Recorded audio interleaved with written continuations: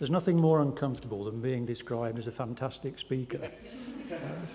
But I mean, I know that Mick is one of them. I'm just wondering who the other is.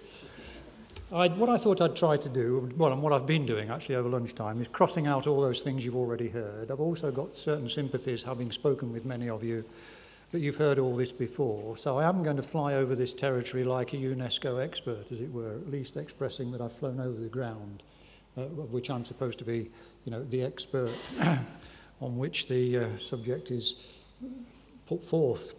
I'd like to start rather unusually this time by being not just anecdotal, well, yes, being anecdotal, but really from the home front. I've got every grandparent is duty bound to say that their grandchildren are special. Mine, of course, are extra special. And one of the things that happens in our house with really quite tiresome frequency as far as my wife is concerned is that Grandad and the grandchildren, Daisy is now 5, Ben is just turned 8, we go on bear hunts. And we go on bear hunts driven by this story, which you will know well, I'm sure, right? We're going on a bear hunt and it's Michael Rosen. For those of you who are not familiar, it's just a simple run-through to finding a bear in a cave and then being chased back home, wonderfully repetitive, so that you go, as it were, forward and then back again in reverse. So the kind of thing that happens is that we're going on a bear hunt, we're going to catch a big one, what a beautiful day. We're not scared. Oh, a river, a deep cold river, we can't go over it, we can't go under it, we've got to go through it. Splash, splosh, splash, splosh, splash, splosh, splash. And so it goes on, mud, river, And then they come back, and at the end of it all, they leap into bed because they're being chased by the bear, which has frightened them to death as they've discovered it in the cave. Now, our house is turned into absolute turmoil when this happens. The desk at which I work becomes the cave, and we have the obstacles very carefully arranged, always in the same way, to go through this lot, and then get chased back into the bedroom and all the rest of it and so forth. And Daisy, who's a premature baby actually, and was summer born, so she should have everything set against her, took to school like a duck to water, one of these early entries as it were, absolutely loves this story. And as we went through it the other day, she said, "Do you know, Grandad, I can read that page with my eyes closed." That wasn't good enough for me, so I said to her, "Oh, really? Can you read some of these words on their own?" And we were isolating words, obviously in and out of context, and of course she could. Well on the way to reading. The other book, that, believe it or not, fascinates them absolutely, both Ben when he was much younger, of course, but Daisy even now, and it's one that is really not very much known. This is Nest the Nurse. That's the story idiom, isn't it? This one's very similarly sort of constructed, but it's like this. Nest the nurse has a nice, kind face. She's got 10 plasters in her case. That's one for Greg, who's cut his leg, and one for Rose, who's bashed her nose. And every time something happens that's of that order, a plaster disappears. Okay? And one for Fred, who's bumped his head, and one for Flo, who's stubbed her toe, and so it goes on until you get to the very end. Nest the nurse has a nice, kind face. She's kept one plaster just in case, so if you've hurt yourself or worse, be sure to send for Nest the nurse. The mathematics in that point in time for children is absolutely as good as it needs to be, and the dialogue that you're able, obviously, to set up with them is just electric. Ditto. Secret. I've pinched these ideas from really successful early years practitioners and reception class teachers who time and time again demonstrate to me how very proficient and extremely successful they are when they take up this sort of thing. So I would echo what Barry Shearman was saying this morning. We need to get down to the level of detail that can then be portrayed to make sure that everybody understands what it is we're talking about in realistic terms from the standpoint of the learner. And if I've got any message this afternoon that I would hope to get across is that whatever we do with the darn curriculum, it's got to be coherent meaningful, worthwhile, enjoyable and rich from the standpoint of the learner. That should be our greatest endeavour.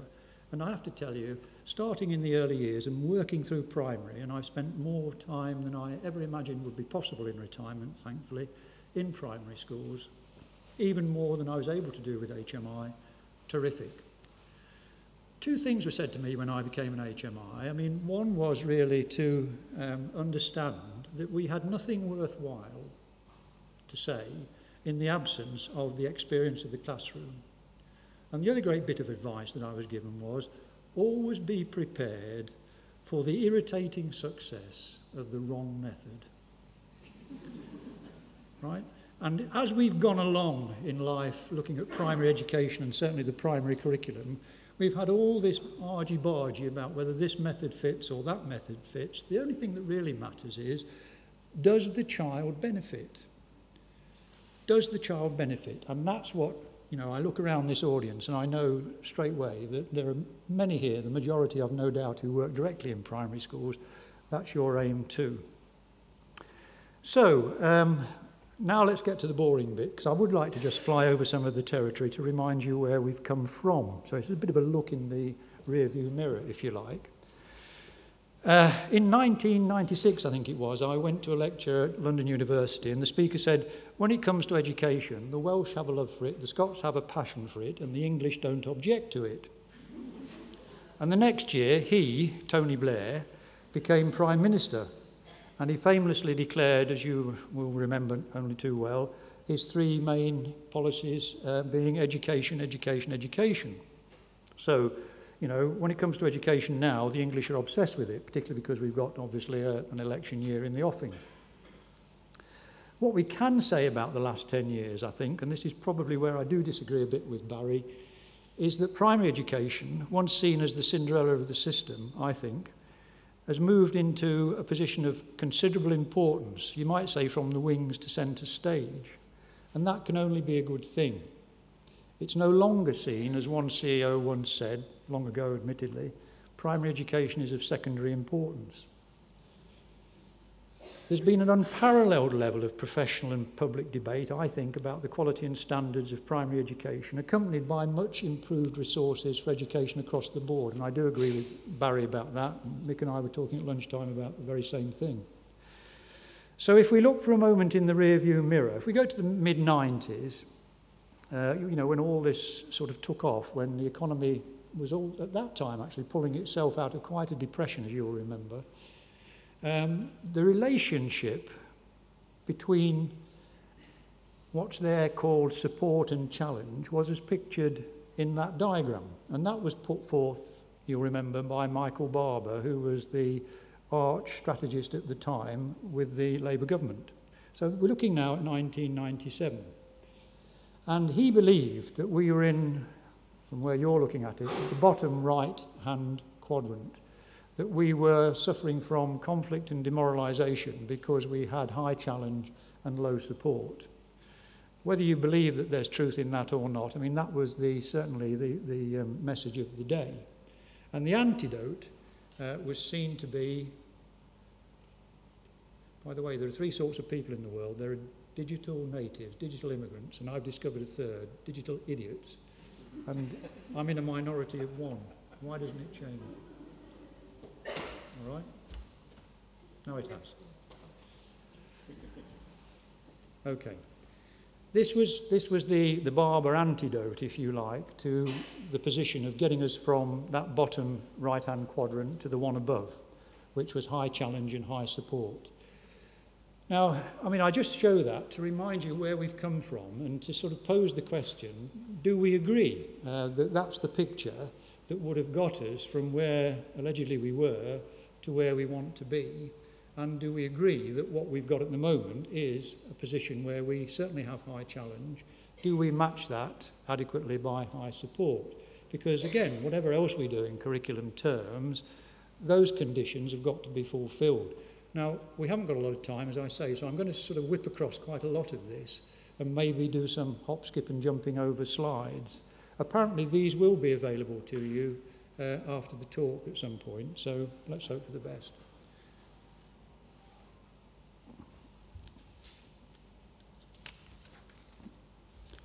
Tony Blair popped up again earlier this year, and he was reflecting on his years in office, and he said, leadership means taking decisions, and taking decisions divides people.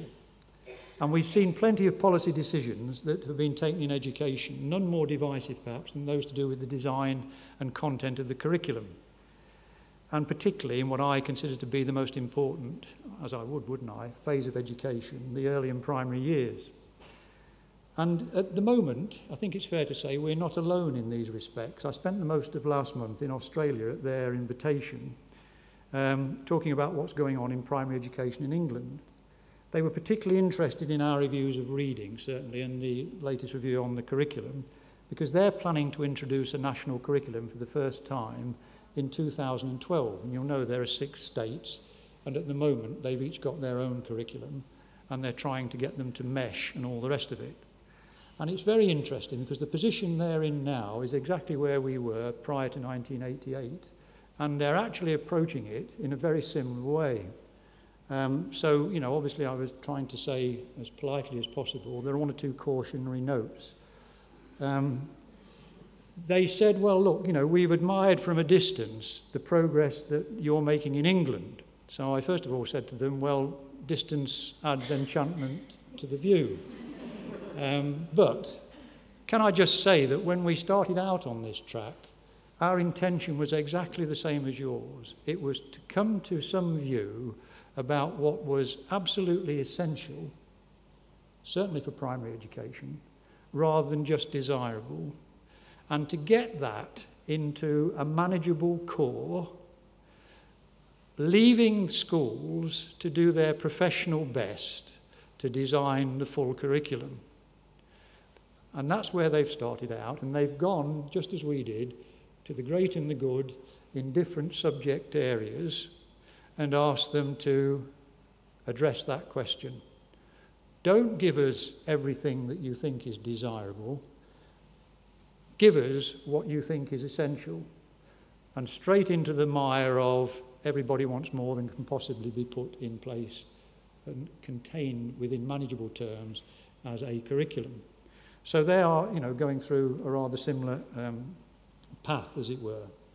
But what I thought was really interesting, Mick, by the way, the Primary Principals Association is intent on developing a new narrative for primary education. And they said that the new narrative must be short and compelling, able to be shared with the Prime Minister or Deputy Prime Minister in a lift before it reached the 3rd floor. I said that in England we were much better placed because our ministers, of course, are sited on the 7th floor. More seriously, the Australian in the lift approach does concentrate the mind rather wonderfully, though, doesn't it, on the 4 or 5 things that we might now want to say to policymakers about primary education. And putting in my pennyworth, I think it might look something like this. First, primary education is not secondary education. Nevertheless, we know how well primary children fare in the primary years is by far and away the best predictor of how they will succeed in secondary school, and thereafter, for that matter. Second, primary education is highly formative in the sense that there are many critical milestones reached in that period, which, if not reached, just get increasingly difficult, I think, to embed later on. Learning to read becomes reading to learn. And again, as a shorthand, ditto when it comes to things like spelling and writing, learning to count and to calculate, learning ICT skills and how to apply them, automaticity in music, you name it, skills in art and so on and so forth. Each of these aspects requires some direct teaching of knowledge and skills and rich opportunities to apply them if children are to gain understanding and capability, and in terms of the RSA Open Minds approach, of course, competency. Now, this is a bit sensitive because I think as a backwoodsman, I would want to go a bit harder on the knowledge base than is apparent in the discussions that we're having in primary education at this time. I don't think it's possible to have disembodied skills. And what's more, I think children enjoy becoming knowledgeable. I'm sure of it, and I'll hope to show a bit of that in a minute.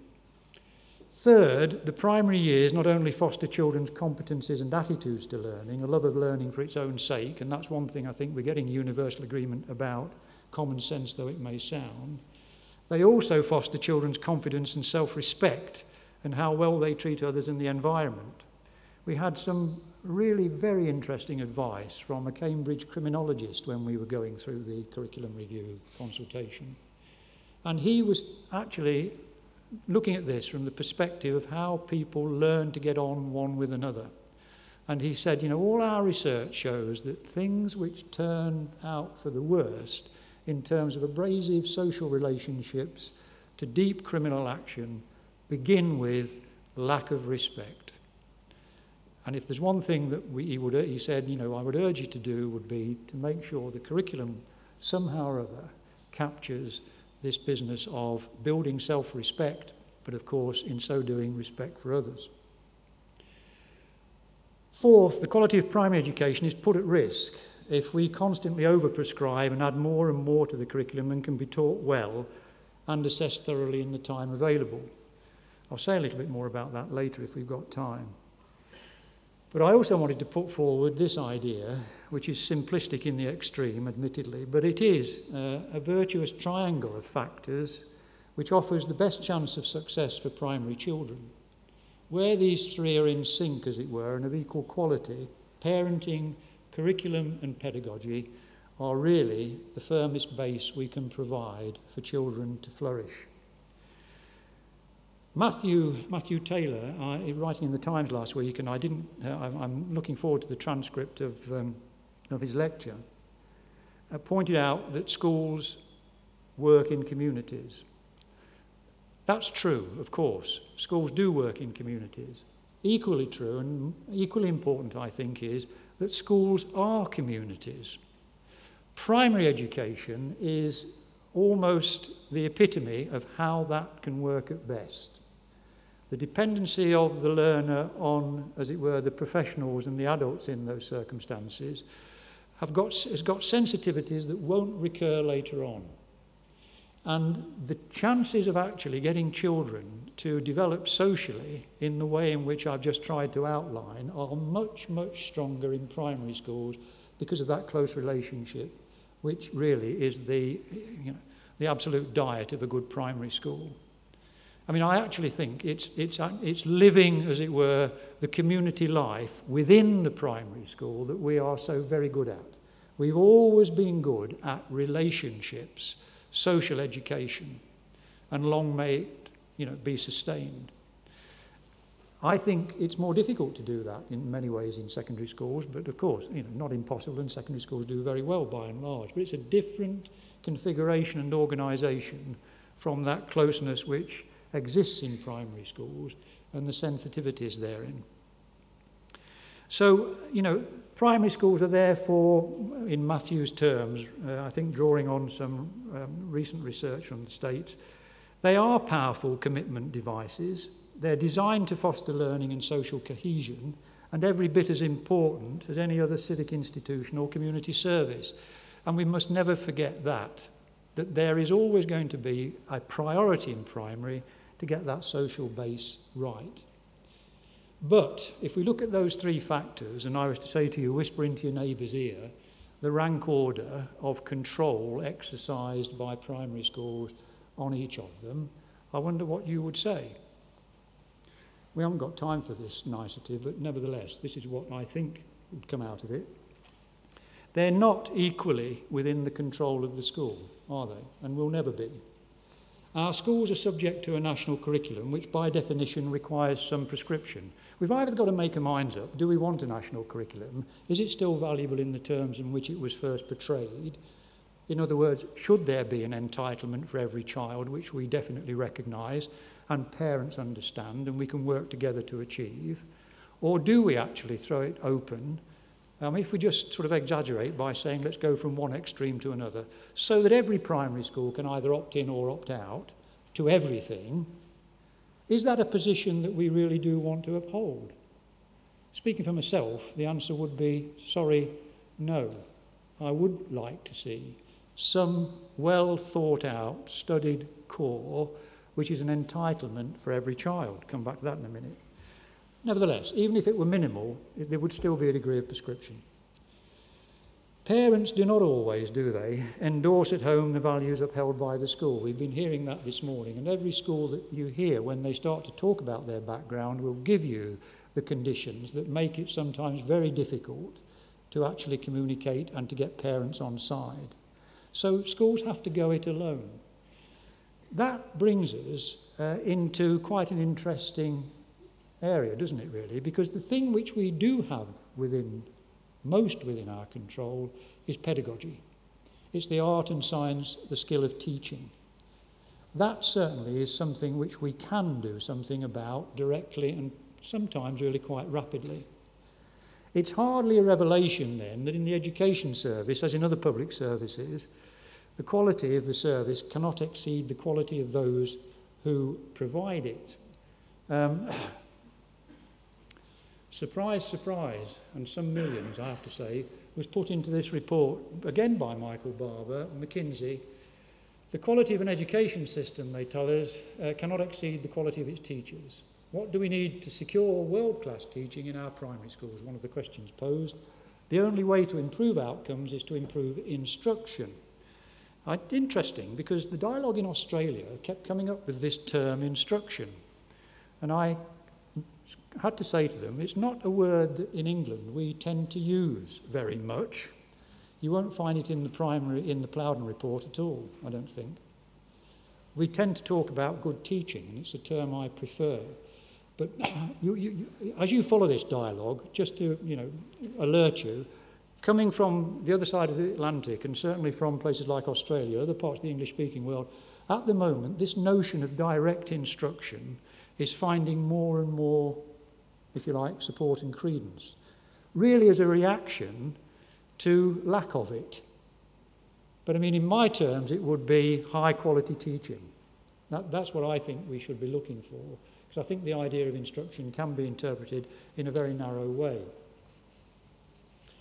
And of course, the obvious question then is asked, what are the implications for teacher training, IT, obviously initial and CPD? So looking again in the rear view mirror, important though it has been and still is, I think we can say with some confidence that we are only going to make the move forward if indeed we can give teachers the career-long support that they need, and we actually come up with a mechanism, with a pattern which will enable us to capitalise on the best. And again, we're pretty good at that in primary schools, actually. We went for 10 years, up to 1998, with a national curriculum that spelt out what should be taught in schools. But it seemed to have very little impact on standards. You'll probably recall that if you looked at the figures for that time, and if memory serves, it was, I think, 1998, 64, maybe 65% of our 11-year-olds reached level 4 in English. By 2005, after 7 years of what? Well done, got it in one. National strategies, right? That had gone up to 80%.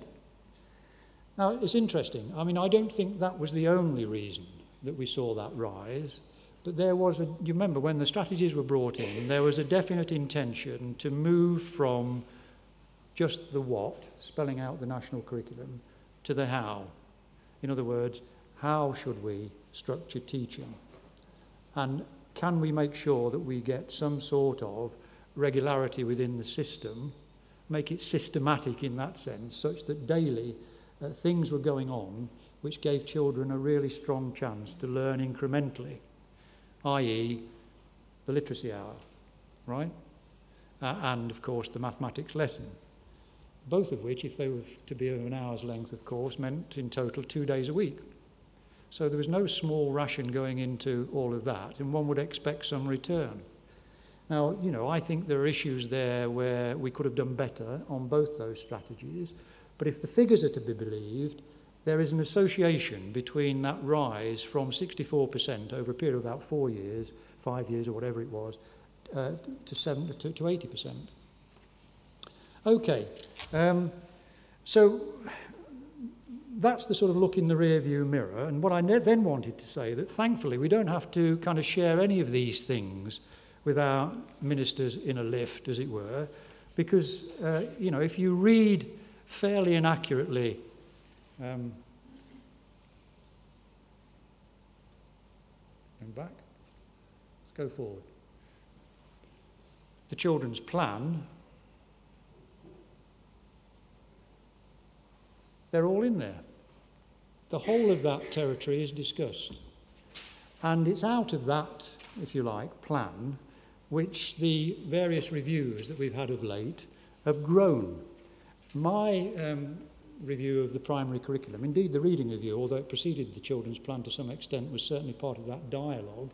The primary curriculum review, the remit is solidly written within the children's plan. So was Alistair MacDonald's review of PHSE, is it, as we call it these days, and so was Alan Steer's behaviour review, and indeed so was Peter Williams' mathematics review. So that is a really kind of wide embrace of the kind of things I've been talking about, and the direction of travel which this government obviously has set its mind on for 2020, remember. That children's plan is focused on 2020. It's a long-term plan. It's got one or two interesting seeds in it, which, again, we need to be pretty deft in primary school as to how we're going to handle them.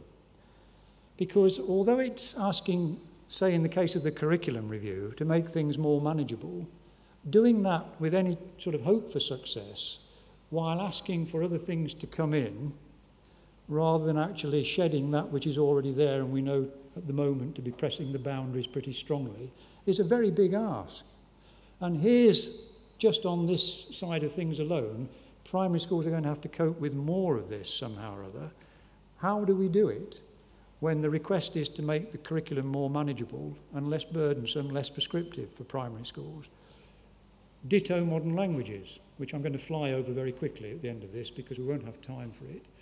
Why are you lot so good at doing that kind of thing? Why do you and how do you make these boundaries so porous and elastic that whenever I go into schools now, for example, I'm meeting modern languages, more often than not being well done, sometimes in Key Stage 1, and you don't have to deliver the thing until 2011. It's very interesting how primary schools accommodate and anticipate what it is that's coming and begin to do it really, really well. And I think there are just two elements which we're going to be, and it will move forward. There's no doubt about it. Schools are resilient in that respect, and our primary schools are an epitome of how that works. I still haven't discovered the magic, but they do it. Children's plan, very quickly, as you well know, founded on those 5 principles. Government does not bring up children. Parents do, so government needs to do more to back parents and families. A lot of work going on that score at the moment. All children have the potential to succeed and should go as far as their talents can take them. So obvious as to be overlooked, and I think even overlooked in the early years. And maybe, this cry to hold children back, go for wall-to-wall play and all the rest of it, is something we need to be a bit cautious about, because, I can tell you that I've met many children, age 4 and 5, who really are racing ahead, and we shouldn't impose glass ceilings on them. We should do all that we can, I think, to see that they get the best of whatever it is that we can provide that takes them forward according to their talents. And at the same time, come to that in a minute, do just as much, if not more, for those who are disadvantaged, coming in with impoverished language, and certainly within the so-called SEN umbrella. And of course, I don't think any of us would take objection, would we, to that third one, which is children and young people need to enjoy their childhood as well as grow up well prepared for adult life. That's been a cry ever since Plowden, Ruskin's speech, and so on, and since. Services need to be shaped by and responsive to children, not designed around professional boundaries. And it's always better to prevent failure than tackle a crisis later. What I call this is simply purveying common sense.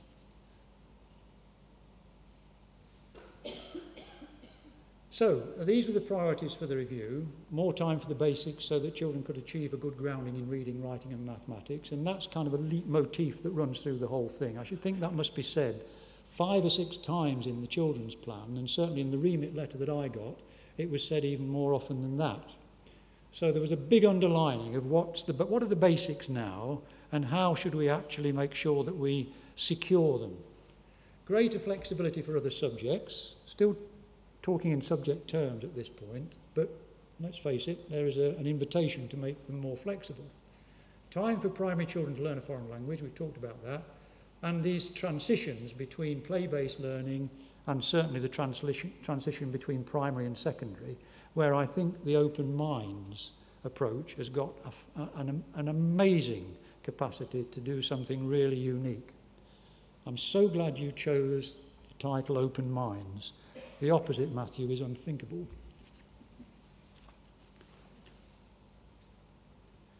This is just worth, again, looking at, isn't it? I mean, we began the review 2008, October. We delivered the final report April 2009. The implementation, if things go according to the timetable, and there's no guarantees, of course, of an election year coming, although what's happening now is that the recommendations have been accepted, they've been consulted upon, there's a bit more time. For example, if you had some strong message today that should go back, we could get it there and we could take action on it. But it's 2011 for implementation. The interesting thing for me with this kind of thing is that if you look at this timetable, it'll be 2017 before the first primary child has gone through the whole of that, 6-year, as it were, revised curriculum, 2017 before they emerge into secondary education, and it'll be 2024 before the first cohort of children who have gone through the revised early years foundation stage, revised primary curriculum and the revised secondary curriculum come out at the other end of the, I was going to say sausage machine, I don't really mean that, but if you put it in those terms, it does look pretty long term, doesn't it? And I think that last paragraph is extremely important. All interested parties should consider whether we've struck the right balance between prescription of essential content and manageability for the primary teacher and school. That's what we're actually about now. That's what the QCDA is charged with doing, looking hard at that. A case of the national curriculum, we've gone through that this morning to some extent. I mean, I do believe that there should be an entitlement. If you have an entitlement, it requires some prescription. And, we decide who prescribes what. I did like this notion that Michael Barber and Roger Beard at the Institute, Professor of Education at the Institute, sort of put forward, that we may be moving now from a period of informed prescription in the UK to a post-centralisation period of informed professionalism. There's more in that than meets the eye. I mean, because what I feel I've experienced certainly over this last 10 years is a much greater consciousness about what it is primary education is all about. And we have got something really very fundamental and important to say to central government and anyone else about our narrative on primary education. And if we can get to that and really develop it, that's when I think the breakthrough will be made, and this business about trust the teacher will be looked upon as being something of a sterile debate of years gone by, because it will be an accepted trust. And I have to tell you, I mean, if you talk with most parents I've spoken with at any rate, really do feel that already about their primary schools. They can trust them. So, I think there's a bit of a push on more than a half-open door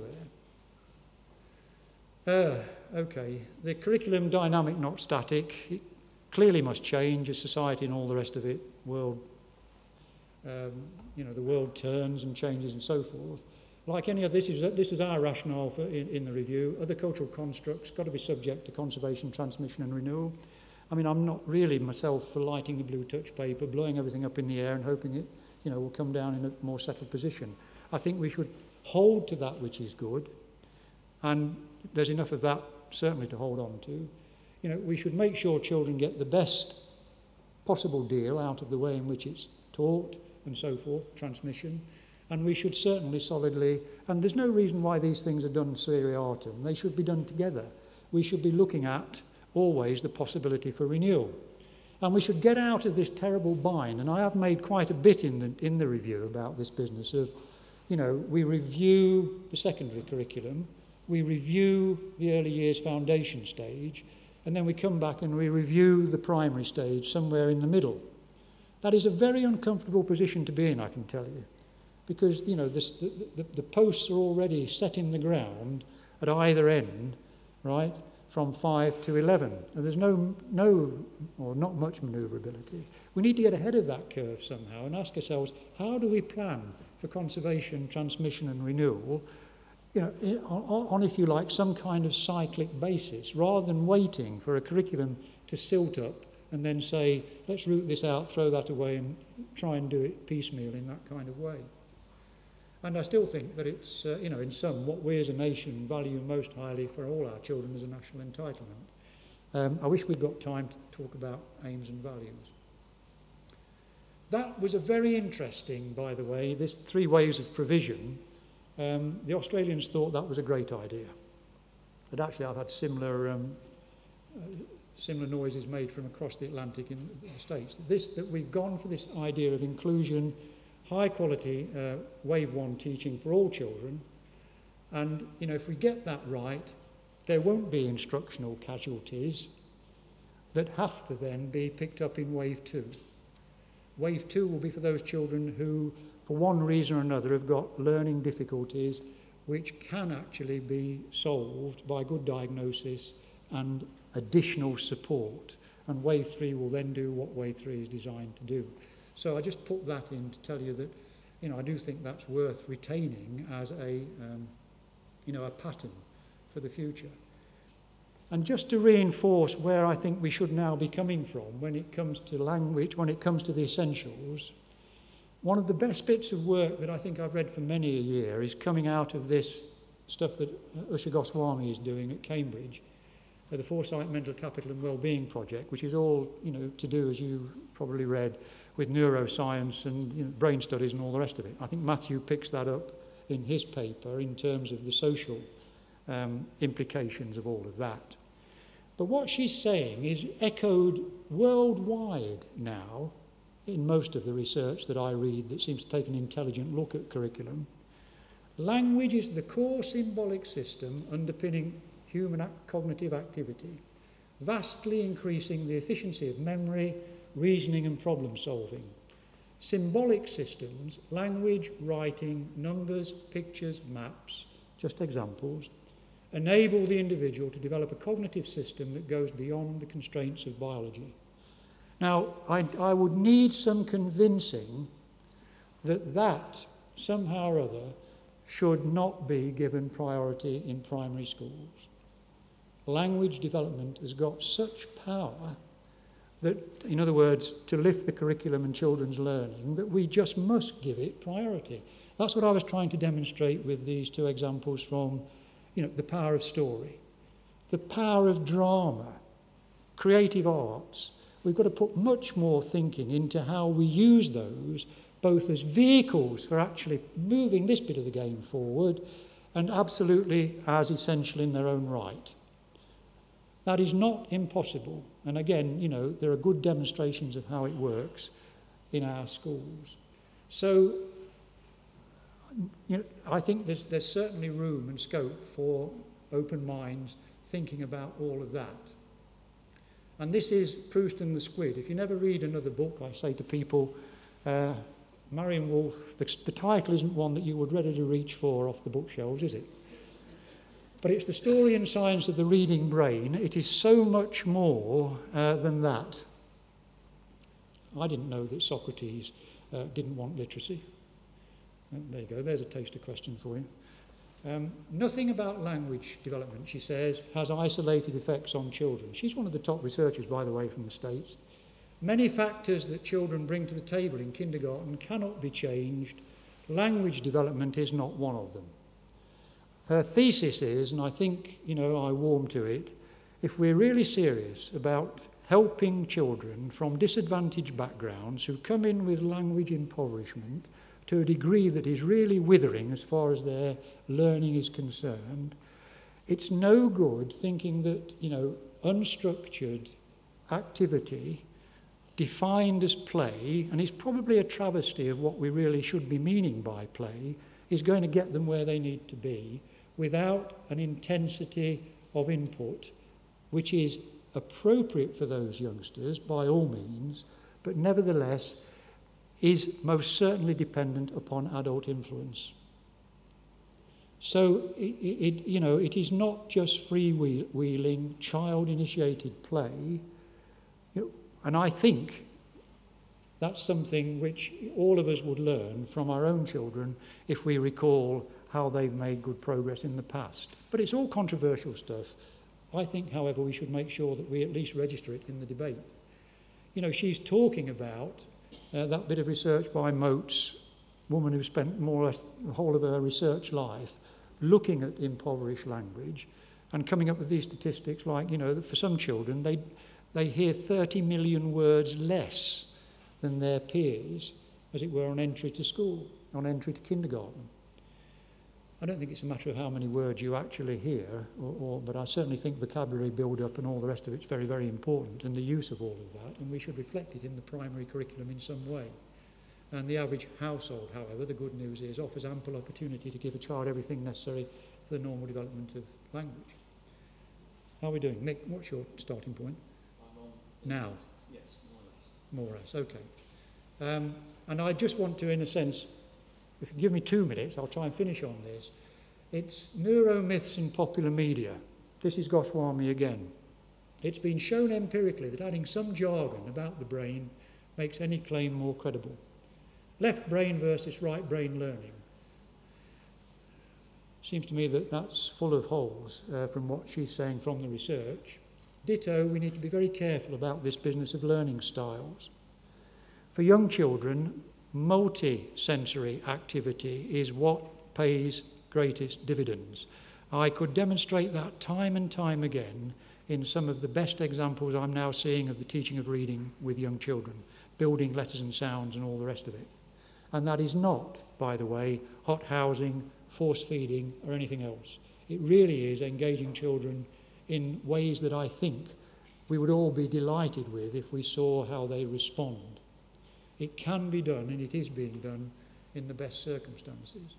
And then I leave you to think about the fish oils one, which, by the way, Ben Goldacre picked up in his book, Bad Science.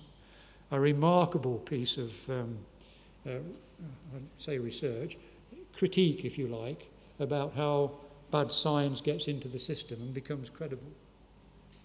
All right, you know that we looked at, across the world at the international patterns, subject-based, and mainly what we found was that it was a mix.